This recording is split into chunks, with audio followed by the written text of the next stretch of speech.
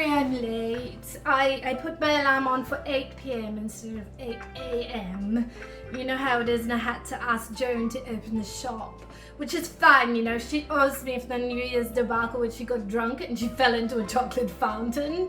You know, 2 glasses of champagne. So, we have all these amazing kimonos at the moment, and they're beautiful. There's so many patterns that sometimes I even, you know, tell Joan, I'm gonna get a migraine for all these patterns, but they're absolutely fantastic. I mean, look at this wedding kimono here. I mean, it's not for sale, you can't have it, but it's beautiful, is it not? Yes. You know, kimonos are amazing. You can put them in any print you like, and you can go, like I did, to the French Riviera, to Bali, and even if you wanted to go to the Home Depot and buy yourself some glasses of champagne like I did. Okay, so what's next?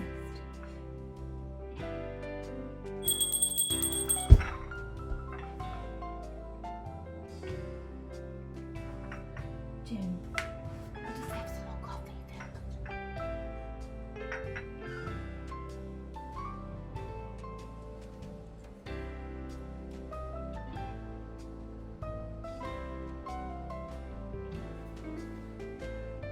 So all of these kimonos were inspired by Sewing with Georgie, which is a YouTube channel, and you can go to the Etsy store and download the downloadable patterns to make your very own kimono, which I think is absolutely... Okay, I think I might have to take over here from Joan's colleague and explain how this works.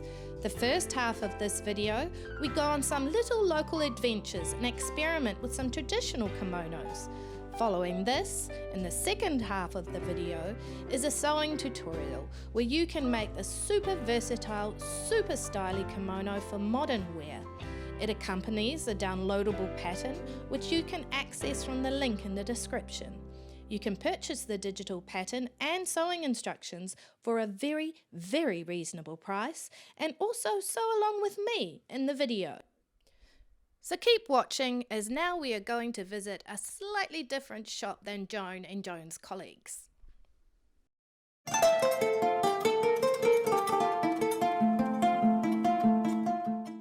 Tucked away in an industrial part of Auckland is what does not scream very cool place from the outside, but once inside you will find a lot of these.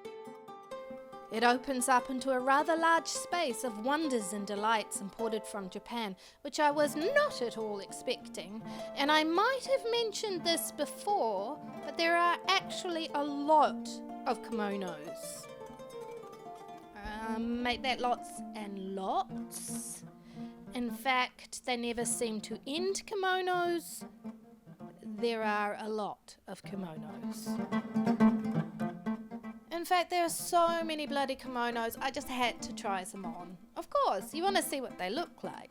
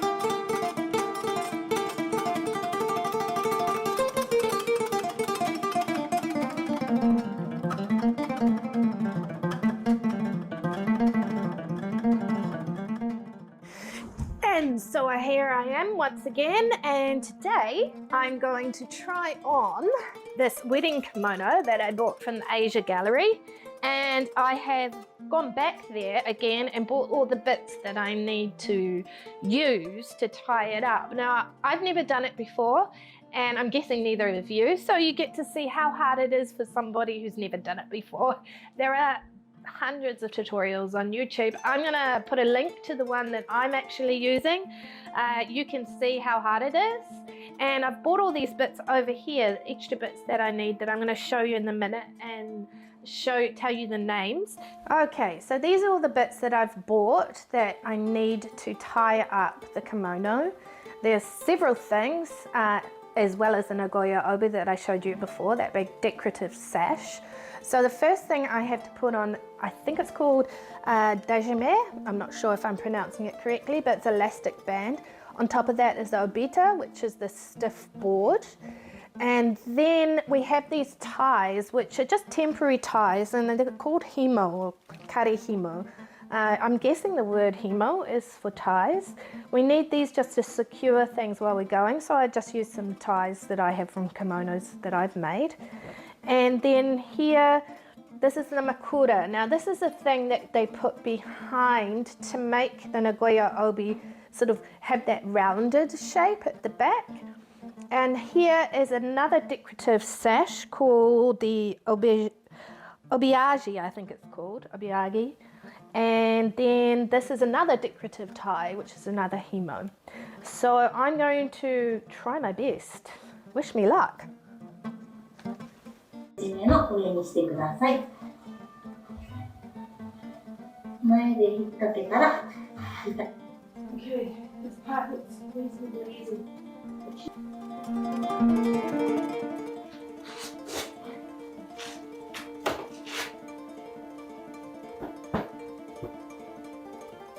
And now we're going to put this bit on. Oh, so far so good.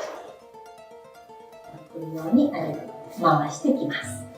次に名古屋帯ですけれども、手先の方、半分に縫われている方を持っていただいたら、まず帯が開いている方と輪になっている方を確認してください。この輪に It's got one plain end with like an embroidered bit, and then another end with a really long embroidered bit. So which end do I use? 名古屋帯ですけれども、手先の方、半分に縫われている方。My glasses. And then she folded it like this. So I'm thinking that that is actually what's supposed to be folded in front. I think. I had to go wrap it around once. Oh, I really needed to help. I should have got my little helper. I don't think the cats would really be much help. I did have some friend's daughter was going to help me. Oh my God, I can't even. I'm going to need a rest in between. Hang on. Okay, done it. So that's the first wrap.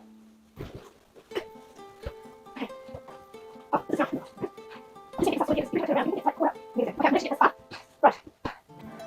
I'm coming back.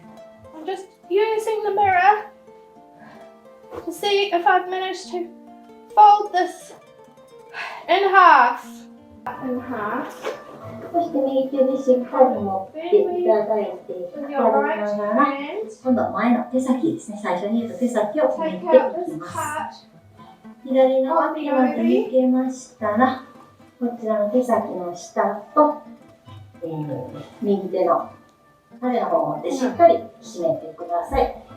この時に帯をしっかり締めます。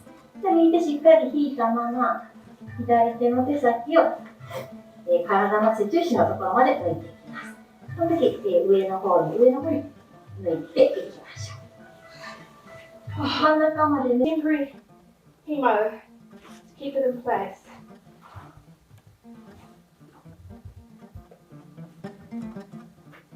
Okay, I'm going with that. And now we have to get the makura, which is the cushion. And it has to be placed 70 centimeters down, which I think she said about her hip height. 枕を背中に入れます。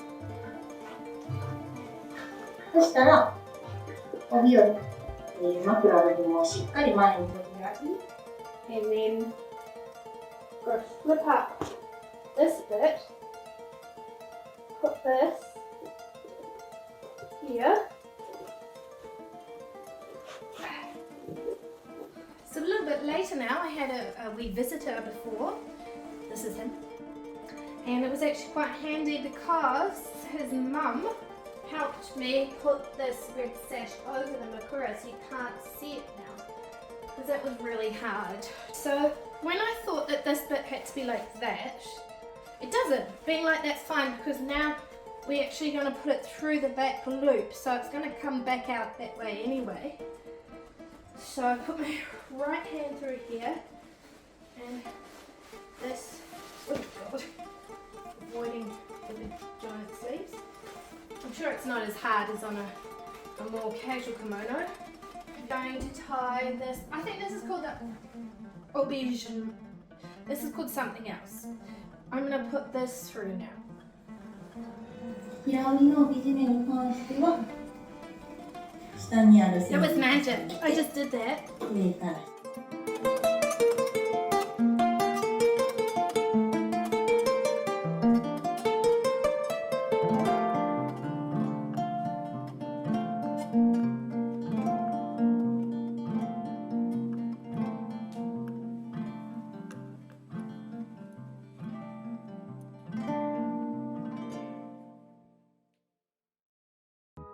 Hey everyone, today's a new day and it's a great day because today we get to make the kimono.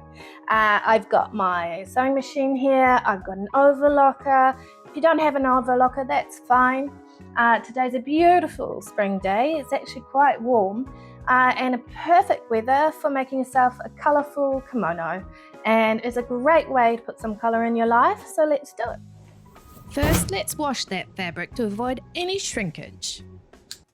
After having printed out your pattern, line up all the pieces in numerical order as indicated on the instructions.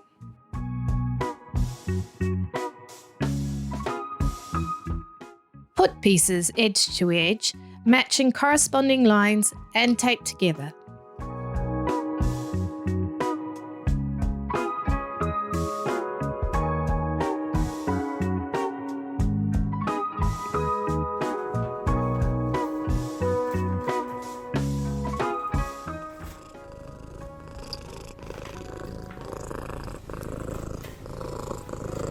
At the bottom of the hem, you will see lines indicating where you can lengthen or shorten your kimono, tailoring it to your preference. So I have these two fabrics here. One is more of a paisley print, and this is what I'm going to use to contrast and put on the cuffs and the neckband. And I'm just picking out these colours here, so that it ties in even though it's definitely a different pattern. And this contrast really makes the kimono pop. Here are all the pattern pieces laid out on the fold. One important thing to note, your fabric print needs to work both ways, as the kimono is one large piece with no shoulder seam, and you do not want your print to be upside down on the front or back. That would be very disappointing.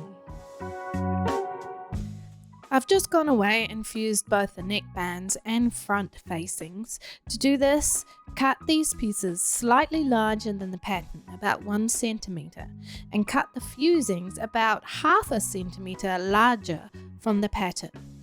Then place the pattern on top and cut around it.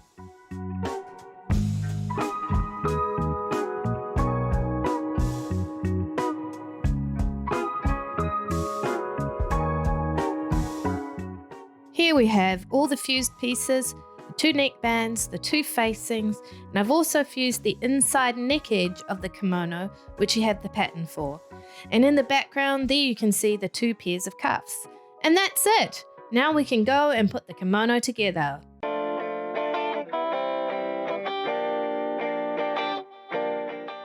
First get your neckbands and facings. Overlock or zigzag the outside edge of the facings. Put them right sides together and sew 1 centimeter from the top edge.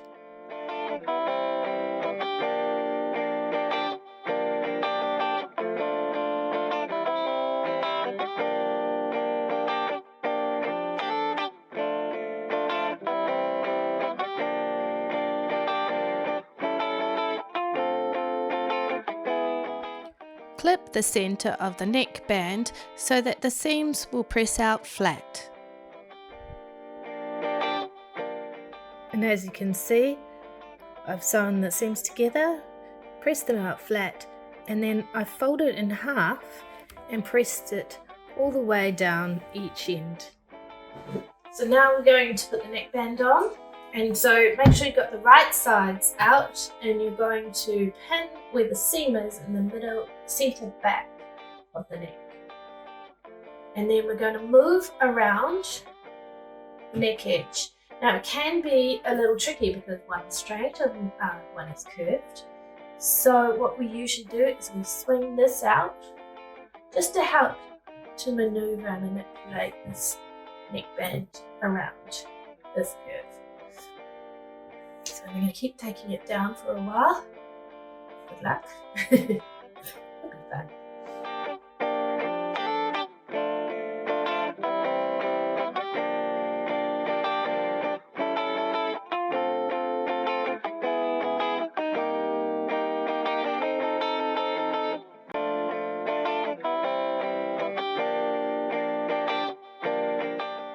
So here is where the end of the neckband should be. Now if you place this down, you'll see it's actually a lot longer. Neck is here and this is longer. The reason for that is because this is not stretchy. This is. So even though we're taking care to match it all up, you have to have this longer because as you go around, it actually gets shorter and shorter. So it's made extra long just to make sure there's enough. And you're only going to pin to about here because we're going to have to actually sew here on the machine in a minute, and I'll show you that. But continue around the other side and then we'll go over to the machine. Find your mark for the end of the neckband.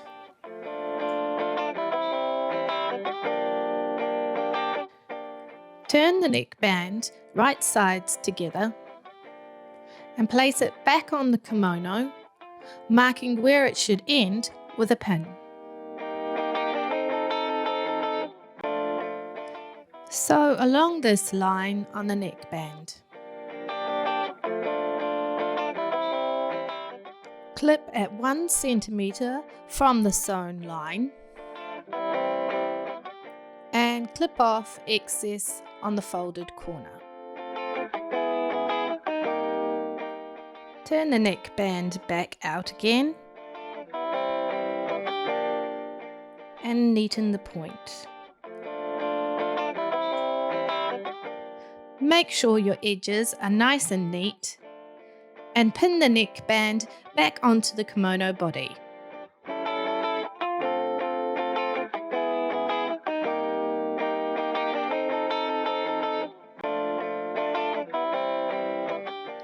Now do the same to the other side.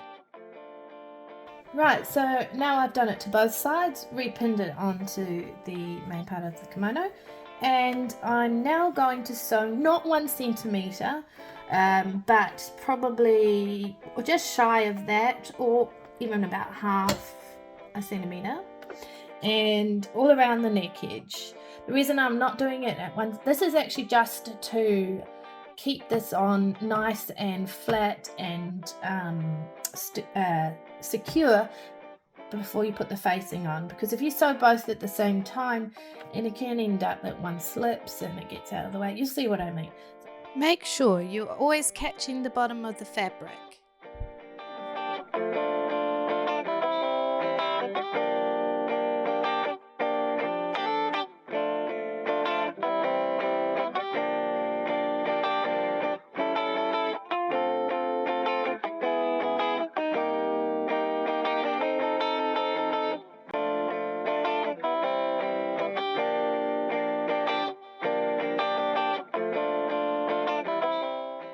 Okay, so now we have the fabric wrong side up, and we're going to have to pin the facing on. So the facing's going to end up being like this, right? The right facing side. It's going to end up being like this all the way around on the inside of the kimono. So we're going to pin it, turn it over, and pin it here. Matching those centre back seams. And talking while you have pins in your mouth.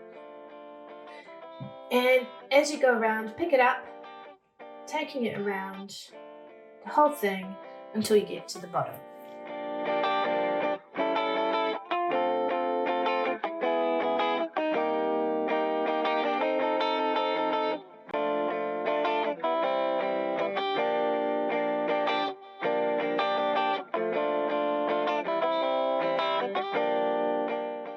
Okay, so this is all pinned.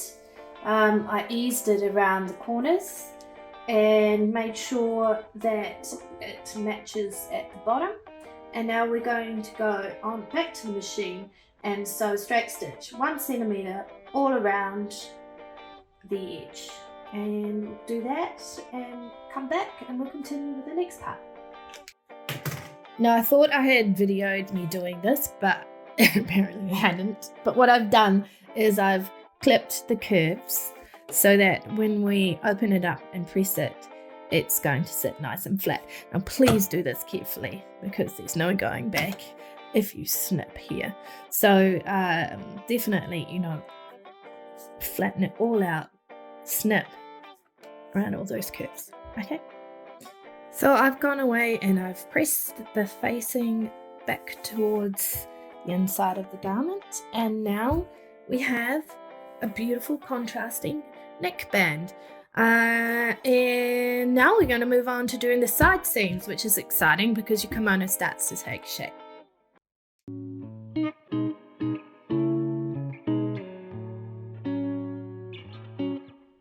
And here we go. Fold your kimono with the wrong sides together, not your right sides but your wrong sides, matching your back and front side seams. Pin these together and sew it 1 centimetre down both side seams.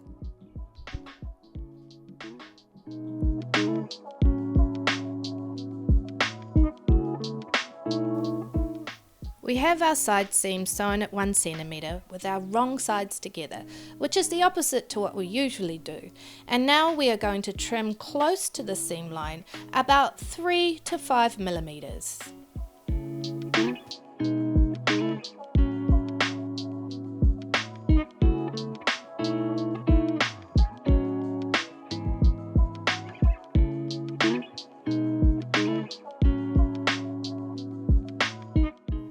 Open up your side seams to the wrong side now and press this flat.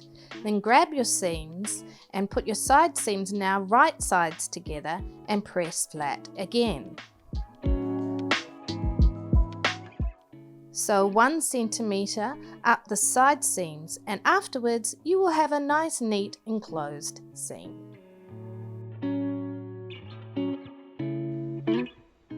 So now we're going to prepare the cuffs of the kimono.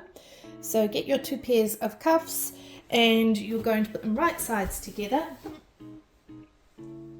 So, and go away and sew 1 centimetre along the inner edge, not this outer edge, the inner edge. Come back and I'll show you the next step. So I've gone away and I've stitched that 1 centimetre and I've clipped the curves along here, and I have pressed the seam allowance to one side. So what we're going to do now is flip it over and we're going to sew on the side where the seam allowance is pressed to. We're going to sew along that side just a few millimeters away from the sewn edge, to keep that seam allowance nice and flat.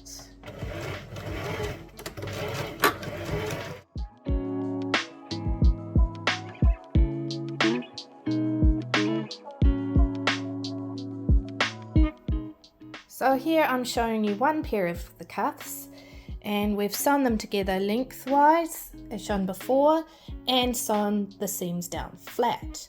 What we need to do now is fold it in half with the right sides together and match everything up, and we're going to sew at 2 centimeters down this edge here. 2 centimeters because that's going to match the seam allowance that we did on the side seams. So I have pressed the seams out flat. Now I'm going to turn it inside out, or right side out should I say. So here's my sleeve all nicely pinned together, and I'm going to start here at the side seam. Now this little seam allowance I'm going to turn towards the back of the kimono just to keep it nice and neat, and I'm going to go around at 1 centimeter.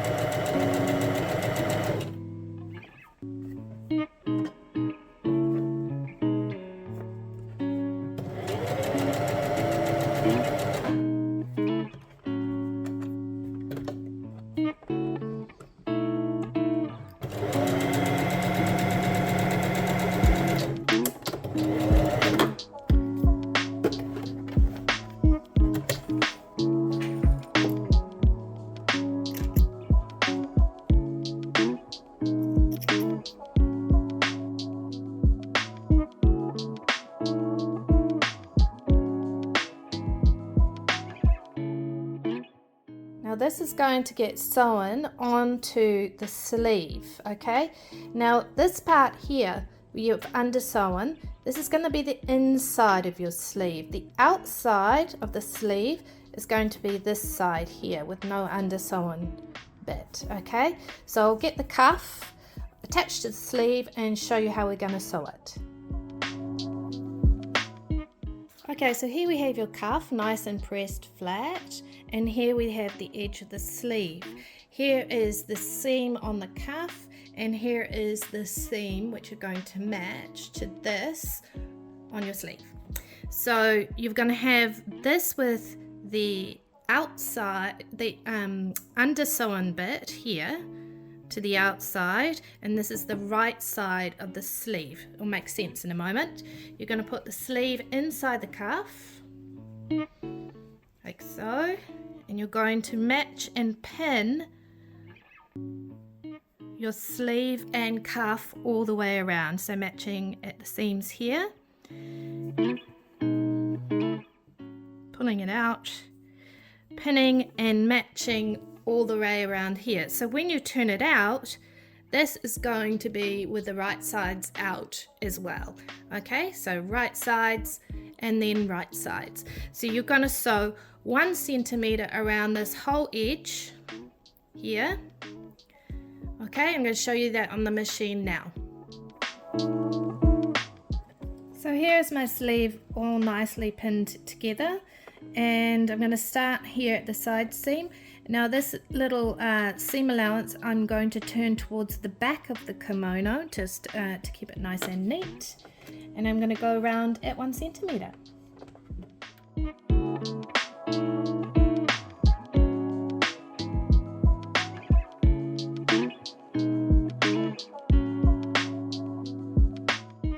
So here you have your cuff sewn on, and if you turn it out, it's going to look like this. Okay, I'm going to press this seam towards the kimono sleeve, and I'm also going to overlock the edges, okay? And then we're going to undersew again to keep this flat, this seam here flat, but I'm going to show you that on the machine as well. Okay, so I've gone away and I have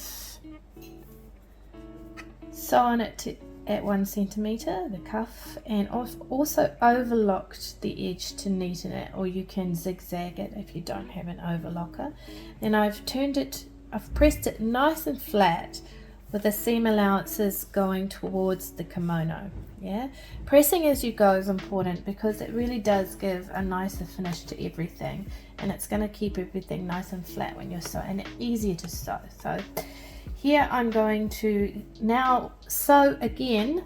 I've changed back to the navy thread, and I'm going to sew just again a few millimeters away from the previous stitched line, just to keep that seam allowance nice and flat. Okay, so let's do that, and then we can go on to the hem, which is exciting because that means we're pretty much finished. Okay, so here we have the hem of the kimono, and I've turned up the hem 1 centimeter, including on the facing. So the next step is to turn the facing over towards the back, the front of the kimono, again like this, matching those bottom edges there, and you're going to straight stitch. Just get it nice, 3 centimeters up. You're going to stitch from here to the edge of the facing, and we're going to turn that back over again afterwards, and then I'm going to show you how to finish off the hem.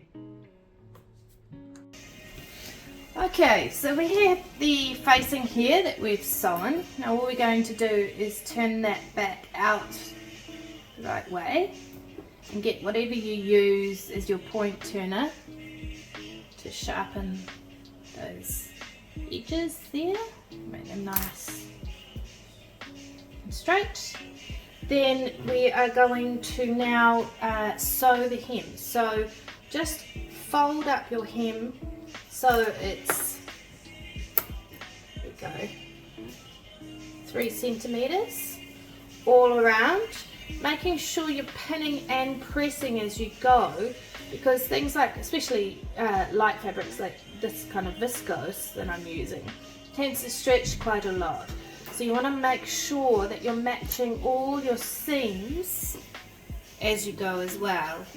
And you can see here my seam allowance is pressed towards the back of the kimono, just like I did with the sleeve, so everything's facing the right way.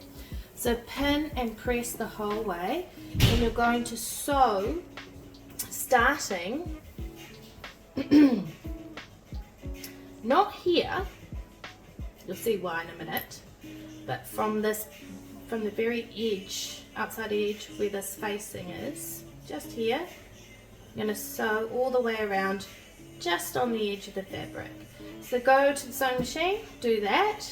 I'll show you what I've done. We'll come back and do the very last step before you get to have your kimono. And by the way, if you can hear anyone singing in the background, that's my daughter in the shower. She does like to sing in the shower. She's only 10. But don't we all like to sing in the shower? Just enjoy it.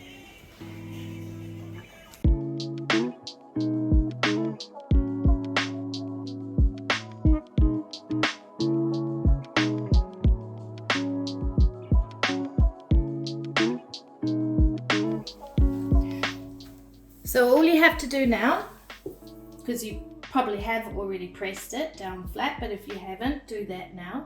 You're just going to pin the facing so it doesn't move around onto your kimono all the way around, and then you're going to stitch all the way around just on the edge of the facing here, taking care because to keep it nice and steady and even, because this is top stitching that you're going to see. So let's do this, let's get it done, and let's see what it looks like.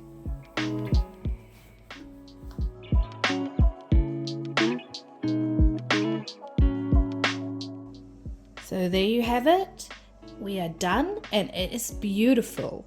And we go from this To this.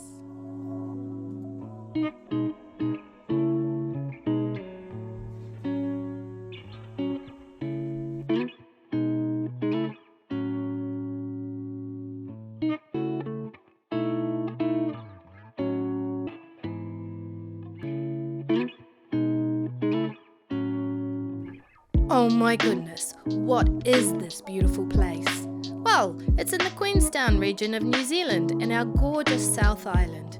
Why not come with me in my next video and also cruise around in these must-have sailor pants, which of course I will be showing you how to make. Until next time, my creative ones.